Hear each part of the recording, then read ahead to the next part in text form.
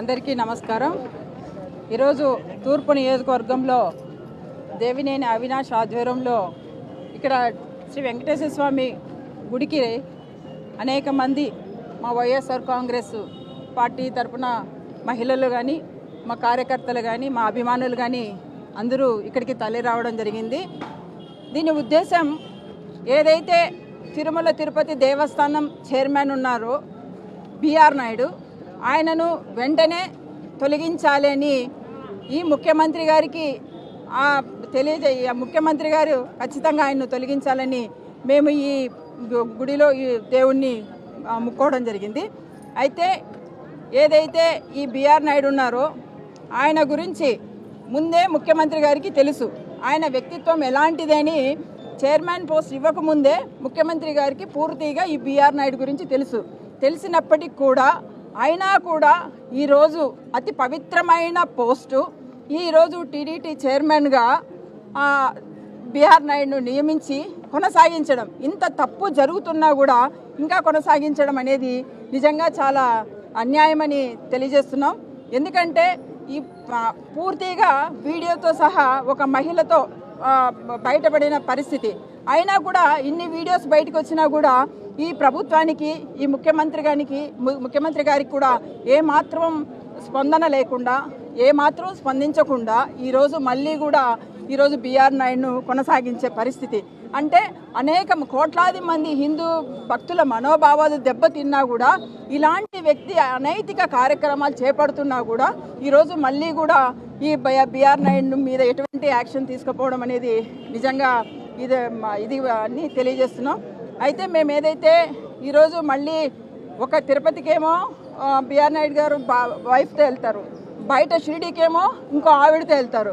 అంటే ఇలాంటి వ్యక్తులు కూడా మళ్ళీ పైగా వీళ్ళు మా జగన్ గారిని, మా భారతమ్మ గారి మీద కామెంట్స్ చేయడం.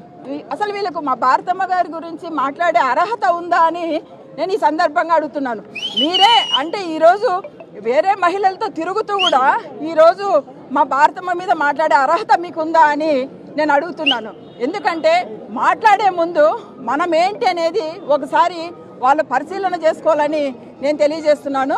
ఈరోజు బిఆర్ నాయుడు గారు చైర్మన్గా కొనసాగిస్తే మేమైతే ఎవ్వరూ కూడా వైఎస్ఆర్ తరఫున ఎవరం మేము ఒప్పుకోము. మేమే కాదు, ఈ దేశంలో ఉన్న ఎక్కడో హిందూ భక్తులు ఉన్నా కూడా ఎవరు కూడా దీన్ని ఒప్పుకోరు.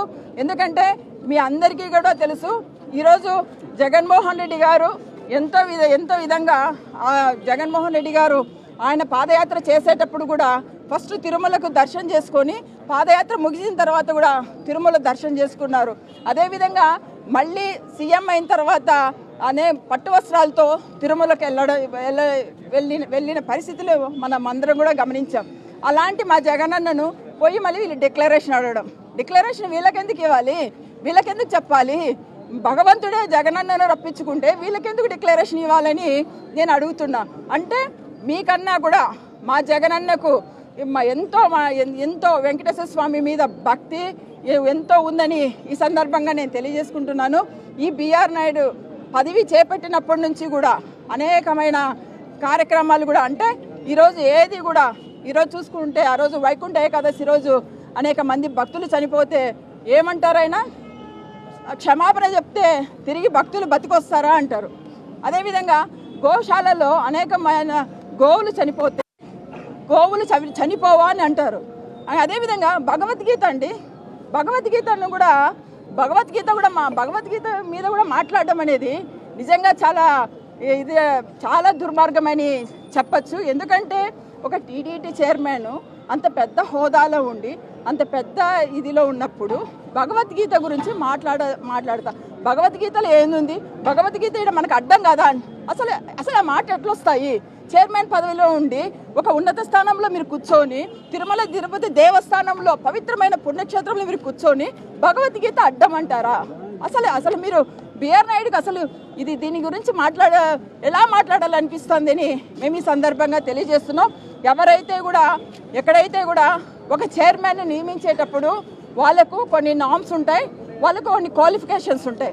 ఈరోజు బిఆర్ నాయుడును నిర్మించేటప్పుడు ఒకసారి ముఖ్యమంత్రి గారు గమనించుకోవాల్సిందా అని నేను అడుగుతున్నా.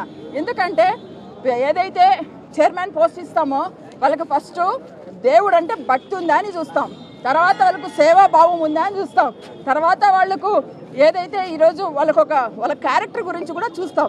ఈరోజు ఈ మూడిట్లో కూడా ఏవీ లేవని, ఈ బిఆర్ నాయుడుకు ఏవీ లేవని నేను ఈ సందర్భంగా తెలియజేస్తున్నాను. ఇలాంటి లేని వ్యక్తులను ఈ చైర్మన్గా కొనసాగించడము మంచిది కాదు. ఇప్పటికైనా కూడా ముఖ్యమంత్రి గారు బిఆర్ నాయుడిని తొలగించాలని మేము ఈ సందర్భంగా డిమాండ్ చేస్తున్నాం. Thank you.